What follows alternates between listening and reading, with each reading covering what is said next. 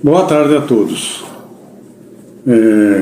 Sempre com alegria no coração que a gente retorna nesta oportunidade de, nos meios modernos de comunicação, né, nós voltarmos a estudar a nossa querida doutrina, fazer comentários, leituras desse programa muito interessante, né, de comentários sobre as obras de Amélia Rodrigues. Muito obrigado pela lembrança. Vamos comentar hoje, né, Primícias do Reino. Como a gente sempre diz, existe riqueza na literatura espírita, né? Mas é preciso a gente fazer uma análise entre obra mediúnica e obra espírita. Vejam, o médium, Divaldo Pereira Franco, né? O espírito comunicante, Amélia Rodrigues. Tranquilo, obra excelente, né? A gente tem que fazer sempre essa distinção para não perder tempo com, né, coisas que não agregam valor. Muito bem. Dentro desta obra, Primícias do Reino, nossa, eu fiquei muito contente. O objetivo é nós fazermos comentários sobre o capítulo 4 deste livro. Nicodemos, o amigo. É aquela passagem importante, o diálogo de Jesus com Nicodemos. Fundamental, que bonito. Mais bonito ainda a descrição romântica, já falo assim, que a Amélia Rodrigues dá ao ambiente, né, antes do diálogo, o sentimento de Jesus, o sentimento de Nicodemos, o desdobramento. Que bonito que é. E daí, isso aqui é justificativa para que vocês tenham paciência para não descolorir o brilho do texto, das palavras de Amélia Rodrigues. Em muitas situações eu vou, né, falar exatamente como Amélia Rodrigues deixou no texto, né? Eu vou fazer os comentários. Nicodemos, o amigo. Para a doutrina espírita é importantíssimo para os seguidores da doutrina, porque qual é a essência desse diálogo? Reencarnação. Porque a gente sempre diz, a palavra mais bonita do Evangelho é o amor. A palavra mais importante é reencarnação. Nossos problemas acabaram, explicam tudo para nós. O que? A reencarnação, a necessidade, como diz aqui, o nascer de novo, né? Então, a Amélia começa assim: o pleninúrio, né, a lua cheia, vestia Jerusalém de prata. A torre Antônia, a altaneira ao lado do templo, parecia um vigia de pedra. Descrição do ambiente, né?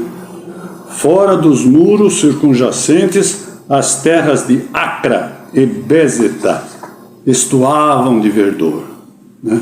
Carreando o vento frio e tal. No templo deserto, a essa hora da noite, a entrevista foi feita à noite, crepitam as chamas de perpétua vigília. Transeuntes notívagos conduzem achotes, embora a claridade celestial espalhada sobre o basalto do piso. Então era a noite, tranquila, serena, né? As casas de portas cerradas, em profundo silêncio. Jesus, na casa de amigos, espera por essa entrevista. Foi combinado, foi acertado que essa entrevista fosse realizada. Aquela entrevista, ele a concedera prazerosamente, sem impedimento. Aqui, a gente lembrar, nada na vida acontece por acaso. Esse encontro já estava planejado por Jesus, incluir com Nicodemos, conversar a provocação do assunto, né? Trazer as dúvidas de Nicodemos para a coisa frutificar, ficar para a eternidade. Então, essa entrevista foi prazerosamente concedida por Jesus. Ele recebeu a solicitação como se desejasse, aquecera, portanto, generosamente a esse tipo de trabalho. Aqueles dias, enquanto visitava Jerusalém, preparava os acepipes para o banquete do dia esperado. Às vésperas, Jesus estivera no templo, vilmente convertido em balcão de usura. Então, aquele episódio, né, que narra o Evangelho, que Jesus chegou no templo, encontrou mercadores e fez aquela... no meu tempo, olha que faz tempo, né? Toda Semana Santa tinha aquele filme, Paixão de Cristo. E nesse filme, o filme já é um romanceado da realidade, né? E naquele filme aparecia Jesus chicoteando os mercadores, derrubando banca de pombinha, que não condiz com a atitude moral de Jesus. A gente precisa fazer essa análise, né? Tem um capítulo específico no Evangelho, Moral Estranha, que fala justamente sobre isso, né? Muitas passagens podem nos parecer estranhas por falta de compreensão nossa, né? Não vim trazer a paz, mas a espada, deixai os mortos, enterrai seus mortos. Preciso análise do espírito da letra, né? Para não ficar enganado, né? Inclusive, tem uma mensagem do Momento Espírita em que é narrado com bastante lógica a razão desse comportamento de Jesus. Na realidade dele, espírito mais sublime que passou pela Terra, não houve nenhuma atitude de agressividade. Não dá para você entender Jesus chicoteando pombinha, né? Não é isso. Os mercadores, segundo está o texto lá do Momento Espírita, eu não estou lembrando o número do Momento Espírita, numa outra oportunidade, mas está ali num daqueles tempos dos CDs do Momento Espírita. Os mercadores sabiam que estavam errados. Tinham, portanto, a consciência culpada de saber que estava fazendo coisa errada no lugar errado. Sabiam também da figura de Jesus. Eu tinha ouvido falar, o Nazareno veio ali, fez milagre, curou fulano, falou palavras bonitas, converteu, fez... Eles sabiam da moralidade de Jesus. Estavam ali fazendo uma coisa errada. Quando Jesus adentrou o templo, eles se apavoraram. É como uma criança que é pega de surpresa, tal, se atrapalha todo. Eles sabiam que se apavoraram com isso. Eles próprios se atabalhoaram, um derrubando o outro, causando aquele tumulto, todo mundo falando o que houve, o que aconteceu. Deu aquela confusão pela simples presença moral de Jesus no templo sagrado, né, pegando de surpresa as pessoas que estavam ali fazendo coisas erradas. Elas próprias provocaram a agitação, que foi detalhada, né, como que se Jesus, ele aqui é a casa do meu pai, não é lugar de fazer, né? Ele tinha autoridade moral e as pessoas que estavam erradas tomaram essa atitude. Então, esse fato interessante aconteceu na véspera dessa entrevista de Jesus com Nicodemos. 70 eram, continua a Amélia Rodrigues, 70 eram os doutores da lei, escolhidos entre Israel, os letrados e os de ascendência nobre. Letrado, né, fez faculdade, pós-doutorado, ascendência nobre. Naqueles tempos, essas pessoas eram assim, renitentes às coisas que iam contra seu interesse pessoal. Hoje, a pessoa tem um monte de diploma na parede e não acredita em Deus, não acredita na mensagem de Jesus. Jesus não existiu. Aí começa, né? Mente humana é fértil em, muitas vezes, falar bobagem. A pessoa sabe, pensa que sabe muito, materialmente falando, não se liga às coisas do espírito, às coisas materiais, e às vezes, né, passa por como os tais 70 doutores da lei ali, eram escolhidos entre a nata intelectual. Nicodemos era um dos mais jovens entre eles, entre esses 70. Entre os respeitáveis mestres que desfrutavam o privilégio de ocuparem a alta corte do Sinédrio, né, da corte dos judeus lá. Ele também era um deles, né. Fariseu, Sinédrio fariseu, além de ser doutor da lei, era chefe dos judeus. Então, jovem ainda, mas de importância, né. Sequioso da verdade, essa é a qualidade dele. Sequioso da verdade, não se contentava com as velhas fórmulas da interpretação religiosa e sentia depois daqueles tormentosos séculos em que Israel se vira privada de revelações. Me veio na cabeça agora, também a reforma protestante foi assim, né? Lutero, Calvino, eles não aguentavam mais as guerras em nome de Jesus, né?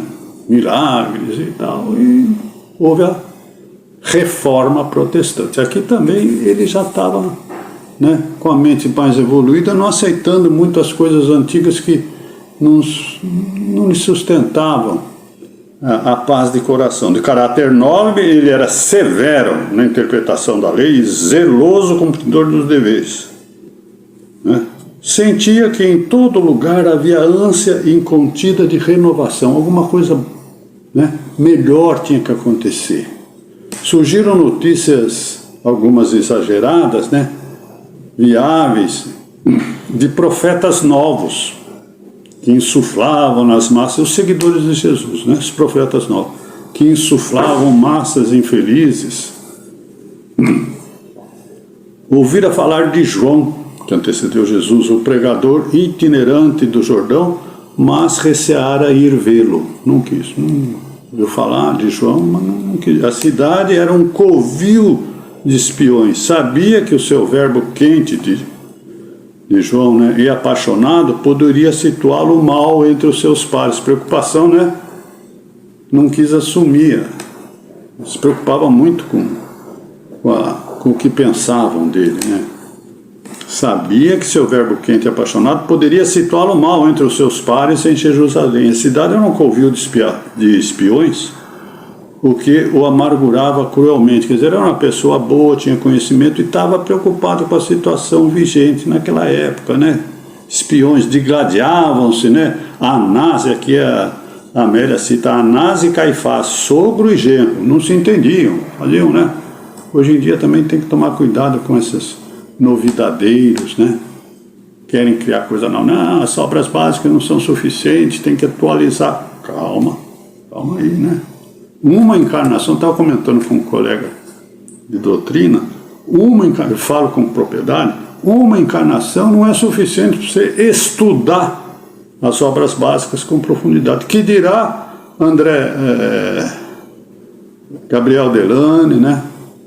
E os que seguiram Allan Kardec, né? Para você se debruçar sobre uma obra, né? Leon Denis, pega ali a coleção dos livros de Leon Denis e vê se é fácil de digerir aquele conteúdo. Tem que ser pensado, repensado, né? Já naquela época também tinha gente novidadeiro. A cidade é um covil de espiões. Herodes, na época, né, aliciava milicianos que se misturavam ao povo, disfarçados em todos os recintos. Era esse o clima que Amélia Rodrigues está descrevendo aqui. O Messias, de quem eu ouvia falar, parecia atraí-lo vigorosamente. Nada acontece por acaso. Ele ouviu falar em Jesus, seus milagres, e ele sentiu uma atração, não tanto com relação a João, aqui ele não queria saber, mas com Jesus, que tinha sido combinado na espiritualidade, o encontro deles, ele sentia uma atração. Parecia atraí-lo vigorosamente. Teve contato com muitos daqueles que o conheciam, beneficiários do seu socorro. Foi informado sobre o conteúdo novo e revigorador dos seus discursos. Espalhou boataria, né? Tem aí um nazareno falando sobre, né, as verdades do Cristo, o amor, o Pai de amor e bondade, Deus, né, caridade e amor, fora da caridade e tal. Ele aguardava desde o mundo alguém que possuísse sinais de coragem e equilíbrio, discernimento como um excelente filho de Deus para conduzir o povo sofrido de Israel. Imaginou, então, quem sabe é a pessoa destinada a dar esse impulso de melhoramento no povo judeu, né? Então, ele era em Jerusalém. Ia recebê-lo e ouvi-lo-ia. A entrevista estava marcada para altas horas da noite, porque seria mais discreto. Então, é só os dois, em altas horas, para não... Ele pediu isso para não ser, né, Nossa, na companhia daquele judeu, tal. Um amigo o levaria ao lar do outro amigo comum, onde ele pernoitava, no Vale do Cedron, além dos muros. Quando chegou a casa, conduzido por devotado discípulo dele, ouviu e não pôde dominar a emoção. Nicodemos ficou. Imagina, né, se a gente, diante da presença de Jesus, então a gente desencarna de tanta emoção, né? Experimentou a impressão de conhecê-lo. Já vi essa pessoa, não me lembro de onde. Quantas vezes acontece com a gente, né? Você conversa, puxa, parece que eu já conheço há tanto tempo, eu tenho um amigo de 50 anos e não me senti tão bem quanto essa pessoa. Kardec explica, né? São as afinidades aqui também. Né? Ele já parecia identificá-lo cordialmente, como se eu conhecesse e esperasse esse encontro. Claro que não foi um encontro marcado mesmo, né? Num átimo de minuto procurou recordar no coração onde que ele ouviu, onde que o encontrara. Foi inútil. Onde que eu já vi esse cara? Na acústica da mente parecia ouvi-lo dizer: eu te conheço, Nicodemus, Bar Nicodemos, desde antes. Recompôs-se ligeiro, dominado por emoções, predispôs-se à entrevista. Foi e Joana Amélia Rodrigues descreve, né? Foi num alpendre com latadas floridas, deixava divisar os muros de Jerusalém. A sala, iluminada por lâmpadas de óleo crepitante, agasalhava os dois hóspedes a se defrontarem silenciosos. Nicodemos, a expectativa era imensurável. De espírito arrebatado, conhecia as glórias mundanas e saturara-se da bajulação. Representava a humanidade inquieta, instável, ansiosa. Era a personalidade de Nicodemos. Jesus personificava a paz. Sereno, auscultava o amigo que o for interrogá-lo. Eram bem dois mundos distintos, né? O cara pegado às coisas, glórias mundanas, coisas materiais, um espírito sublimado de luz, né? Sem mais poder iluminar o corcel das emoções, o doutor da lei indagou. Aí começa, né? O doutor da lei indagou. Rabi, bem sabemos que és mestre vindo de Deus, porque ninguém pode fazer esses sinais que você faz, se Deus não estiver com você. A face do mestre, corada pelos cabelos encaracolados, caídos sobre os ombros, parecia transfigurada. Ele também estava emocionado, Jesus, né? Os olhos brilhavam com claro fulgor. Que desejas de mim? Perguntou Jesus, famoso, né? Isso aqui é... Que é mister fazer? Retrucou Nicodemos, emocionado. Para fluir das excelsitudes da paz, com a mente reta e o coração tranquilo, e depois gozar as delícias do reino. Há quanto tempo essa pergunta queimava-lhe o pensamento, né? O que eu devo fazer para ter as delícias do reino aqui, né? Gostaria de saber a verdade, mas receava conhecê-la. Que nem a história do moço rico lá, né? Eu quero o reino dos céus e tal, ó, vende tudo que tem, dá aos pobres e me segue. Opa, vender tudo que eu tenho, poxa daí. Aqui Nicodemos também, ele queria conhecer a verdade, mas tinha receio. Será que vai ser muito sacrificado os meus, né, doutor da lei, minha posição, minhas crenças? E a verdade, gostaria de saber a verdade, né? A verdade fora a razão da sua busca incessante, mas não ignorava que para conhecer a verdade era preciso morrer de todas as ilusões. Ele já sabia que tinha que abrir mão, né, de alguma coisa, suportando o fardo opressor das incompreensões e lutas, né? Aguardava a resposta. O que eu tenho que fazer para ganhar o reino dos céus? Começaria a viver morrendo para tudo quanto reunia na vida. Assim, as interrogações que davam na sala, né? Sentindo aquele homem de espírito nobre, perdido nas complicações das convenções, asfixiado pelas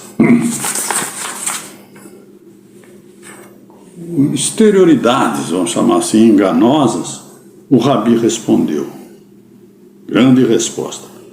Na verdade, te digo que aquele que não nascer de novo não pode ver o reino de Deus. A resposta era complexa e profunda. Nascer de novo.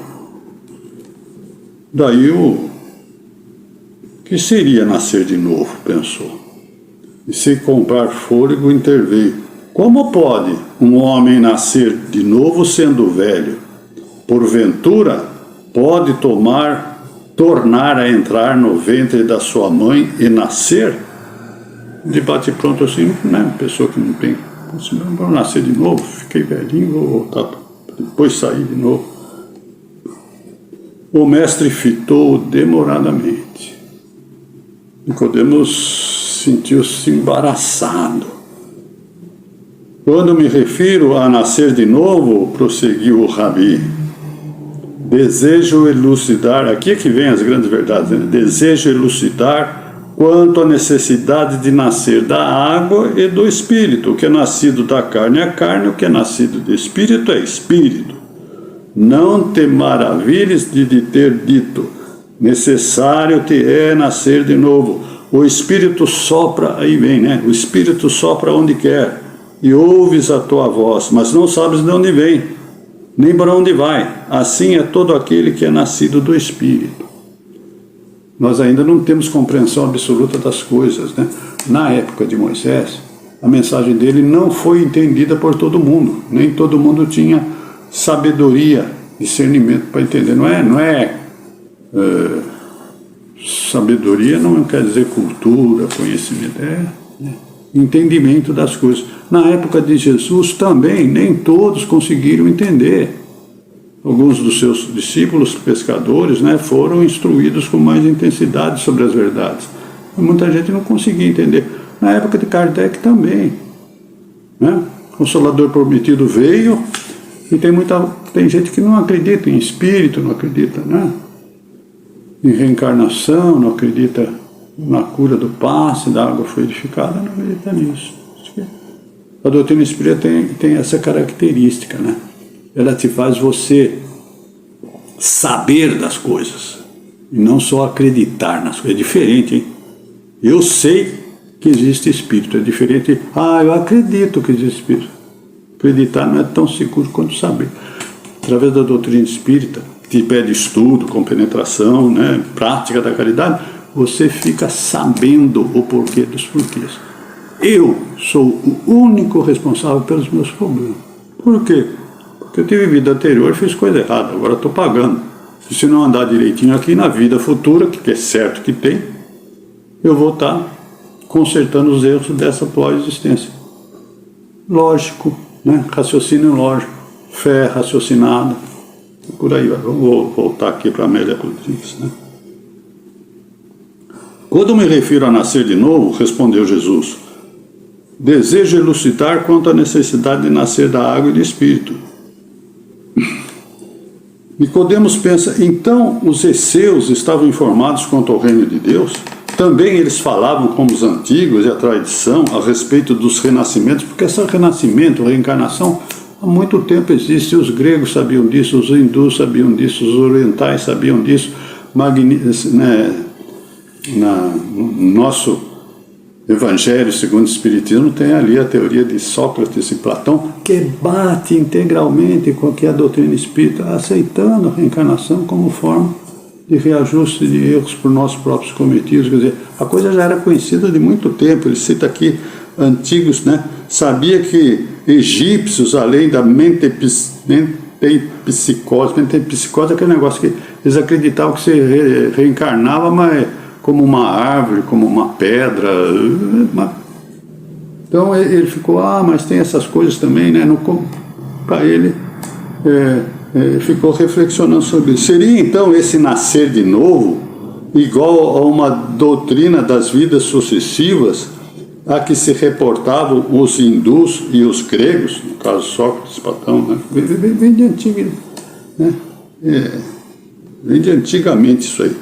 Parecia-lhe lógica a necessidade de renascer, pagar numa vida os débitos angoriados na outra. Ele começou a raciocinar, não, mas seria justo, ninguém viu fazer aquilo, mas Deus viu, minha consciência viu, um dia eu vou pagar por aquilo, até o último ceitil.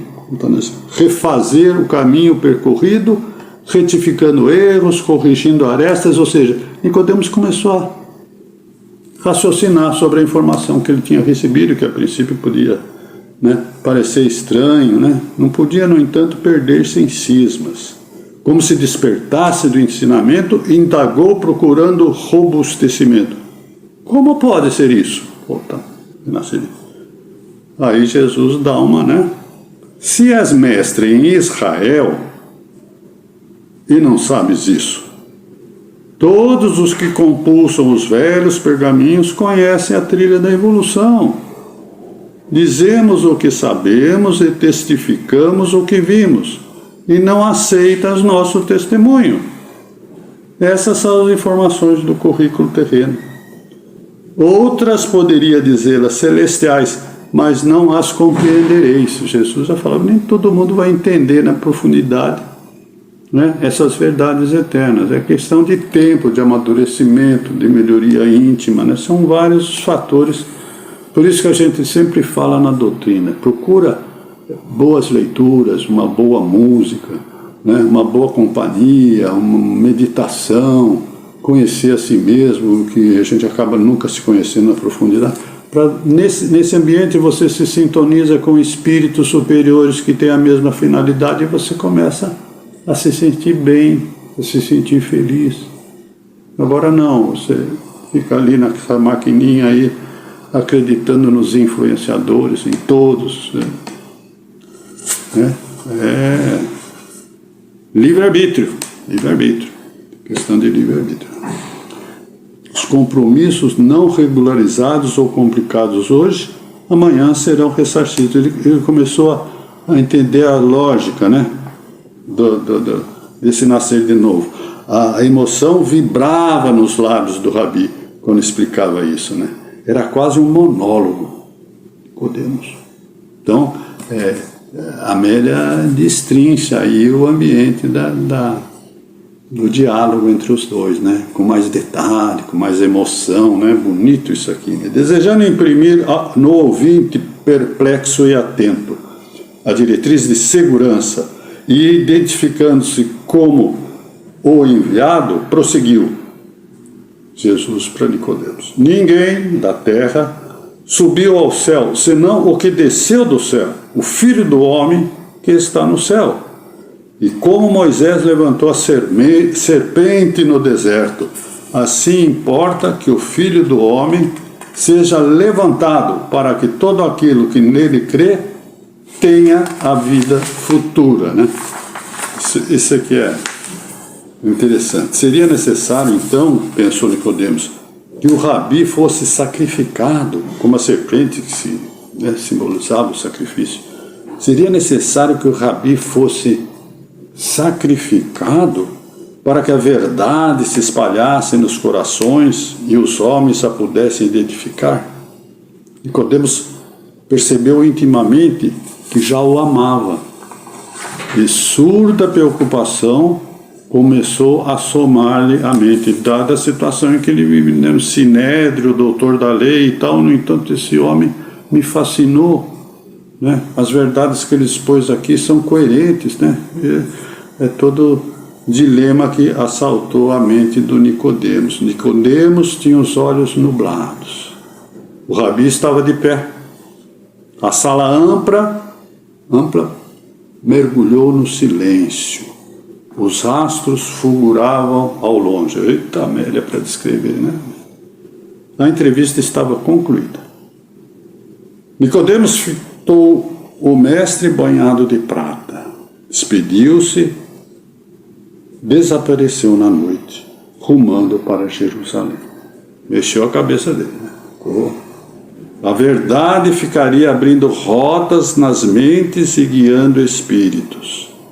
verdade de Jesus, preciso nascer de novo. A doutrina das vidas sucessivas fora ensinada por Jesus.